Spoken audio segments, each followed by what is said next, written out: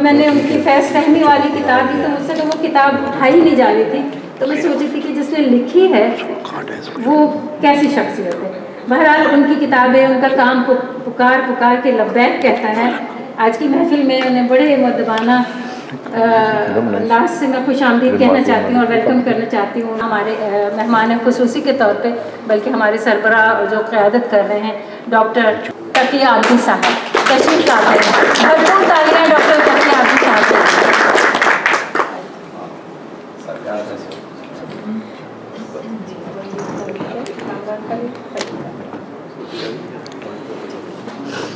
تو یہ اس سفر کا باقاعدہ آغاز 7 جولائی کو لندن سے ہوا۔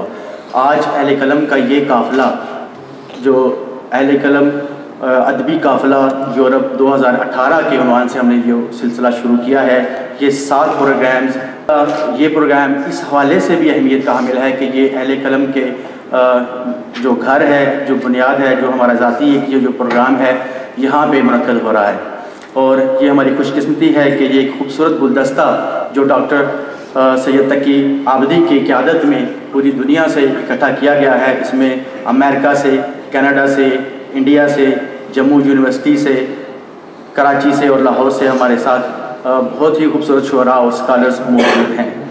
اس میں پہلا حصہ سیمینار ہوگا اور دوسرے حصے میں مشاعرہ ہوگا۔ ڈاکٹر تقی عابدی صاحب سے گزارش ہے کہ وہ ڈائس پہ تشریف لائیں۔ برِ صغیر میں جو اس وقت ہم صوفیہ شعراء کی قومی یکجہتی کے اس کی ایک بڑی خاص وجہ یہی تھی کہ ہم اپنی گفتگو میں بتائیں گے کہ ناٹنگھم میں مسلم ہینڈ وہی کام کر رہا ہے جو 700 سال پہلے بر صغیر میں ہمارے اولیاء اور صوفیہ کرتے تھے۔ Very welcome to Lord Mayor. شاہنشین پر موجود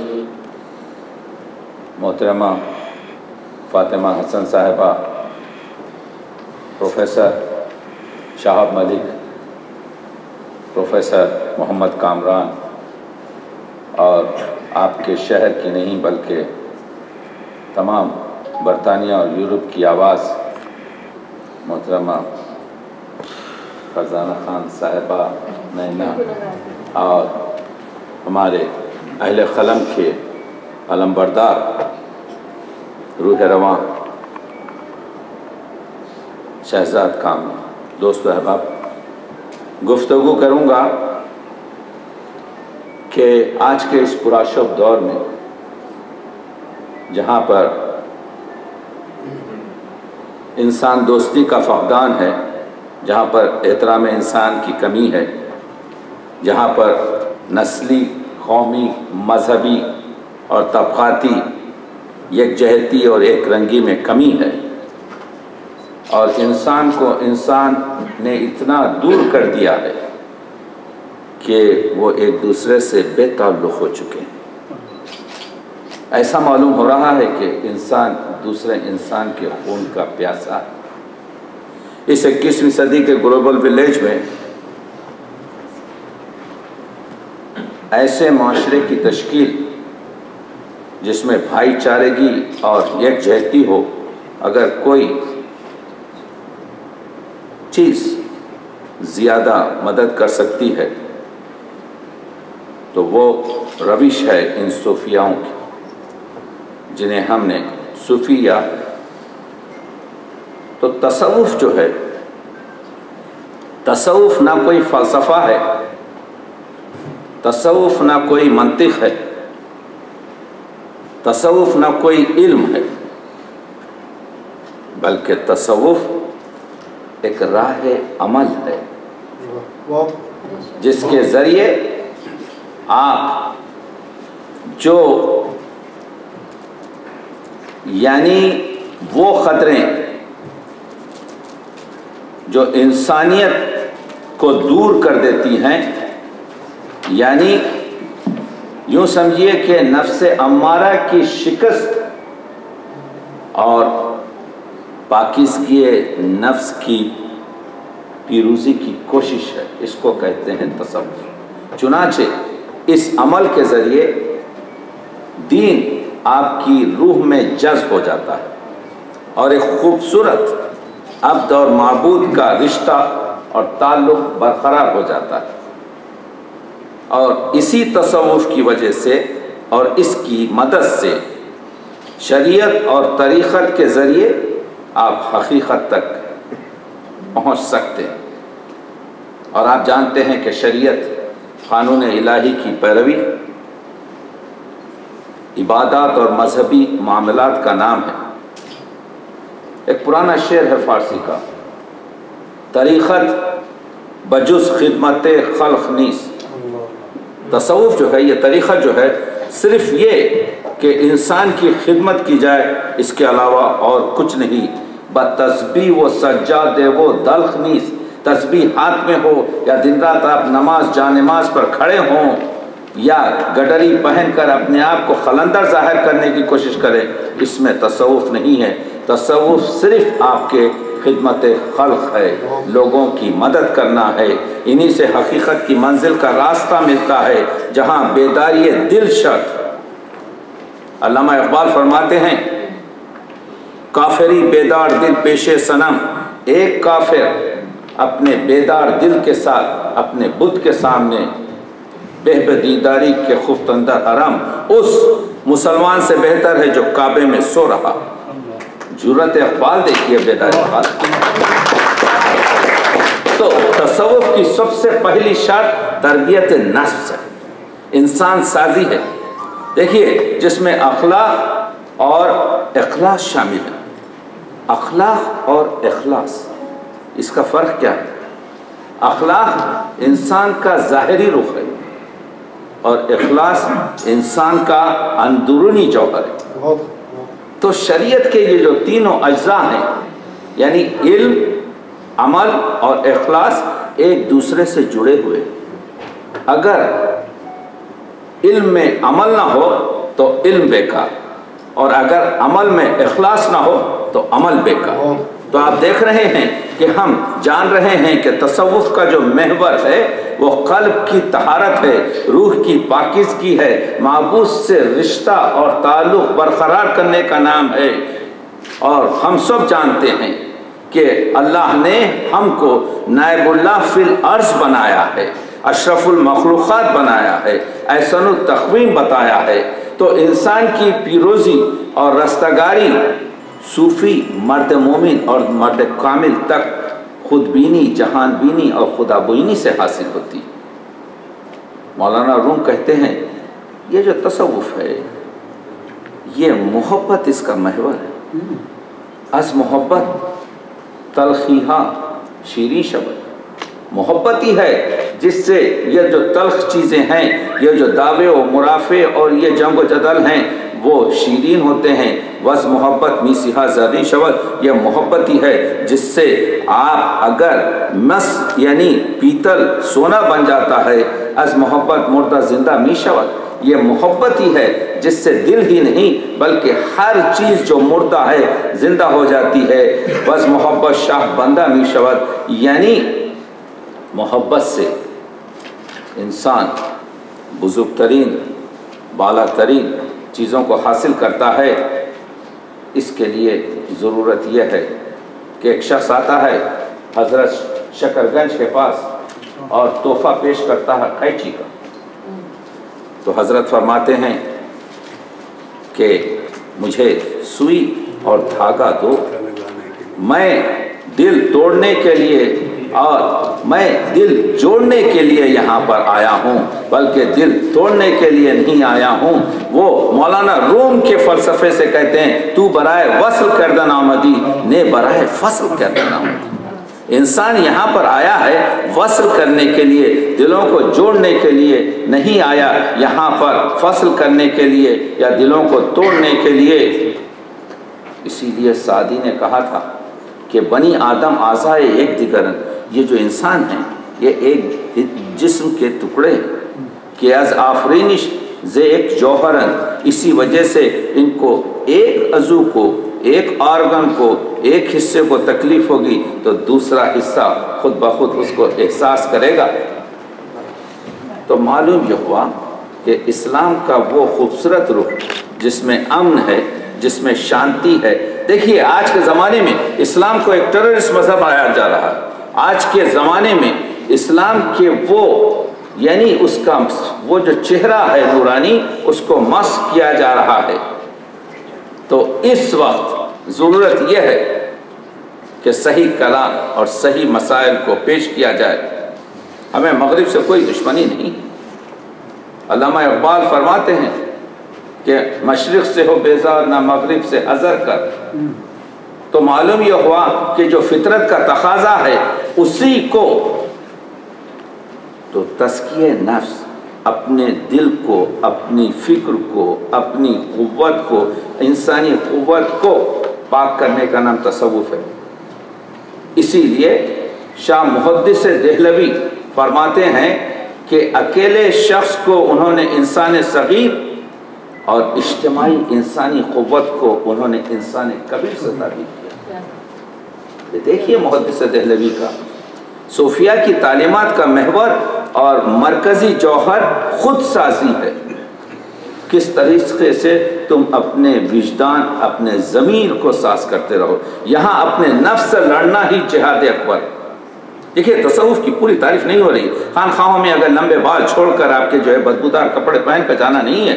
تصوف ایکچولی جو ہے اپنے نفس سے لڑنا جہاد اکبر ہے. اس لیے کوئی شخص اس وقت تک خالص صوفی نہیں بن سکتا جب تک اپنے نفس کا تزکیہ نہ کیا ہو.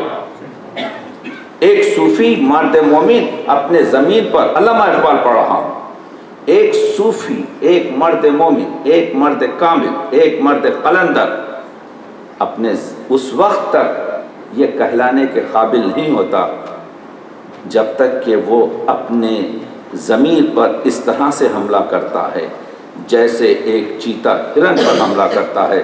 علامہ اقبال فرماتے ہیں مرد مومن زندہ با خود بے چین بر خود افتد ہم چے بر آہو پلنگ. جس طرح سے چیتا ہرن پر گرتا ہے، حملہ کرتا ہے، اسی طرح سے تم اپنے نفس امارہ پر حملہ کرو. اپنے نفس امارہ میں جو برائیاں ہیں اس کو ختم کرو. اسی لیے ذوق نے کہا نہنگو اژدہا وہ شیر نر مارا تو کیا مارا، بڑے موذی کو مارا نفس امارہ کو گر مارا. دیکھ رہے ہیں تعلیم، بڑے موذی کو مارا. تو یہاں بادشاہوں کو دنیا کی بے ثباتی اور عدل و مساوات کا بے خطر درس دیا جاتا ہے. دبیر لکھنؤ کے بادشاہ غازی الدین کے سامنے کھڑے رہ کر کہہ رہے ہیں جب روز کبریا کی عدالت کا آئے گا جبار بادشاہوں کو پہلے بلائے گا. انصاف و عدل ان سے بہت پوچھا جائے گا، تو آج داد دینے کی کل داد پائے گا. تو دیکھ رہے ہیں آپ، یا بادشاہوں کو نصیحت کی جا رہی ہے کہ جو خلق میں تھے صاحب تخت و علم و تاج، وہ خبر میں ہے سورہ الحمد کے محتاج. سکہ ہے نہ وہ تاج و نگین ہے، دولت تو خزانے میں ہے خود زیر زمین. یہ ہے درس.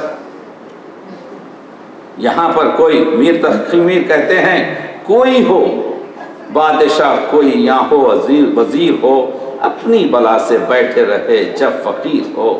کریم جب توکل ہوتا ہے اللہ پر تو یہ جو جیسے یہ مسلم ہینڈ ہے، یہ دست کیا ہیں؟ یہ اللہ کے ہاتھ ہیں. کریم جو تجھے دینا ہے بے طلب دے دے، فقیر ہوں پر نہیں عادت ہے سوال مجھے. تو میرے دل کا جان داتا ہے، کسی کے سامنے کیوں ہاتھ جا کے پھیلاؤں، میرا کریم تو دیتا ہے بے سوال مجھے. تو انسان کی نفس انسانی کو بتانا. تو آپ دیکھ رہے ہیں کہ ہم نے یہ بتانے کی کوشش کی ہے کہ یہ جو صوفیاء اکرام ہمارے 700 سال 800 سال 900 سال پہلے جو گزرتے تھے ان کی تعلیمات دیکھیے.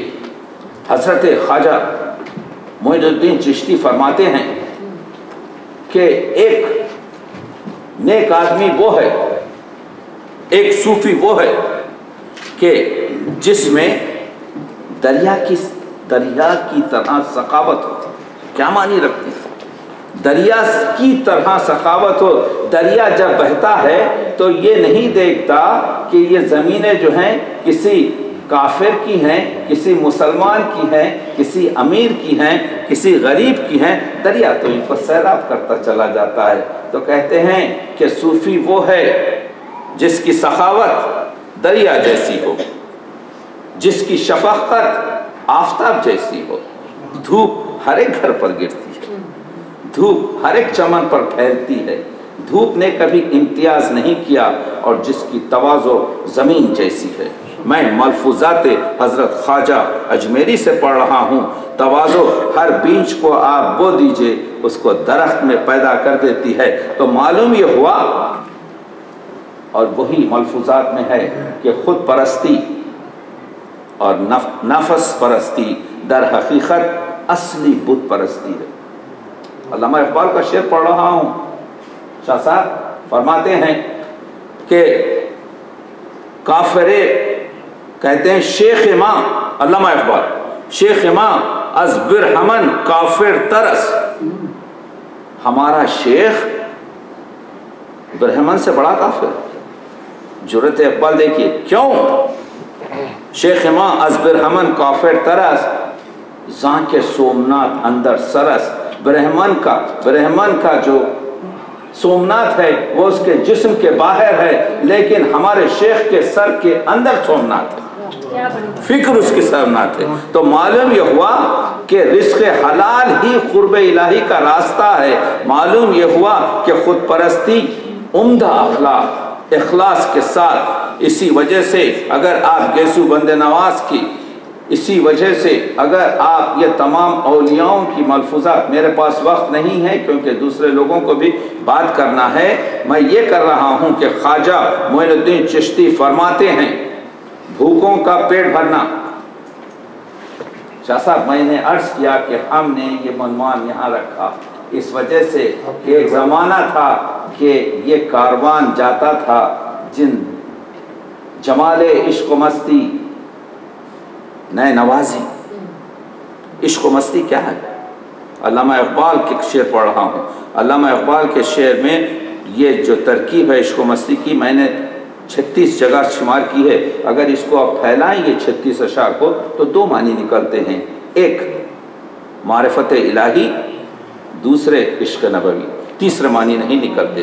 तो उसका जमाल जो है, जमाल इश्क मस्ती नए नवाजी, यानी मोहब्बत से बात करना, यानी ऐसे कि जिनके मुंह से फूल झड़े, हर गरीब भी आ जाए तो उसको उसी लिहाज से शख्सियत से बात करना कि जो किसी का दिल न किया हमने पायमाल कभी, चले जो राह तो चूटी को भी बचा के चले, यानी मामूली सी मामूली शख्सियत को बचा के रखना, वो है जमाले इश्क मस्ती नए नवाजी, जलाले इश्क मस्ती बेनियाजी। और बेनियाजी यह है कि मालिक तेरे सिवा ये हाथ किसी और के सामने नहीं फैलेगा।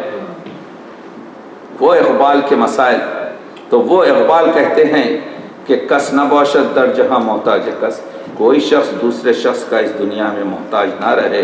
नुक्ते शर्र मुबीन इनस, तो बस इस्लाम का नुक्ते असली यही है, इसके सिवा नहीं है। तो ये जो दर्स हैं, ये जो उम्दा और पाक करिश्मे हैं, ये जो इसमें आप देख रहे हैं कि समाज की पैरवी है, तो यहाँ पर आप कहीं भी हों, अगर गरीबों की मदद कर रहे हैं, अगर उनके दर्द की गुफ्तगू कर रहे हैं, ख्वाजा मोइनुद्दीन चिश्ती फरमाते हैं भूखों का पेट भरना, ये लेते जाइए आज की रात से, भूखों का पेट भरना, बेसहारों को सहारा देना, बेकसों की फरियाद सुनना और उनकी मदद करना आला तरीन इबादात में शामिल है। आला तरीन इबादात वो नहीं है कि आप इतना खड़े रहें कि आपके पैरों पे वरम आ जाए। आला तरीन इबादात हज़रत मोइनुद्दीन चिश्ती फरमाते हैं कि बेकसों की फरियाद सुनना है। तो मालूम ये हुआ कि लोगों की मदद, तसव्वुफ और सूफीज़म का जो है, एक ही सफ में खड़े हो गए महमूद व अयाज, एक ही कौमी एकजहती मोहब्बत, ये सब चीज़ें आपको जो हासिल होती हैं वो सिर्फ़ इस तरह से हासिल होती हैं कि आप इनकी मदद करें और इनके हाथ बटाएं। और इसी वजह से हमने देखा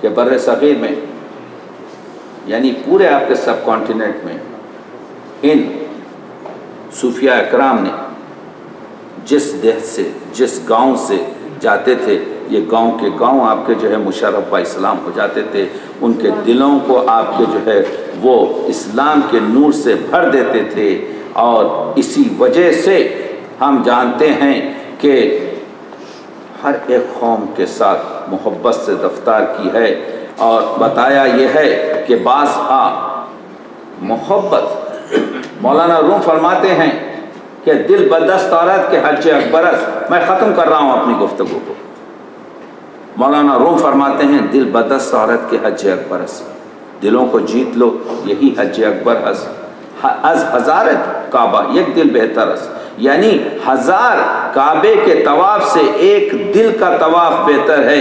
اس وجہ سے کیوں؟ آتش لکھنوی کہتے ہیں بت خانہ توڑ ڈالیے، مسجد کو ڈھائیے، دل کو نہ توڑیے، یہ خدا کا مقام ہے۔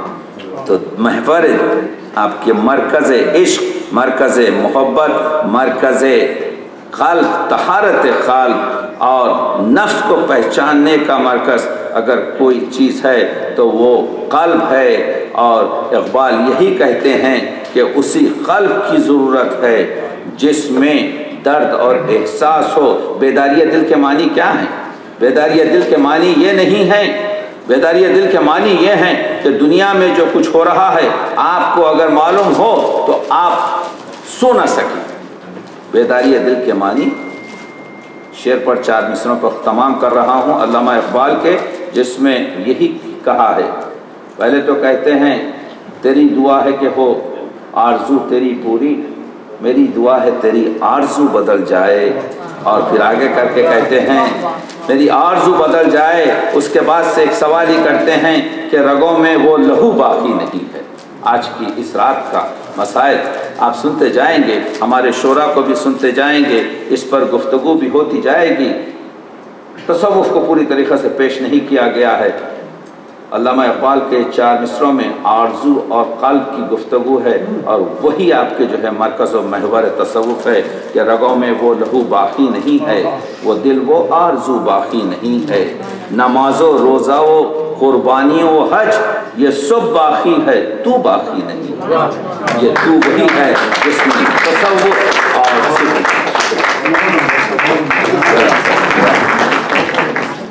بلکہ ہمیشہ کے لیے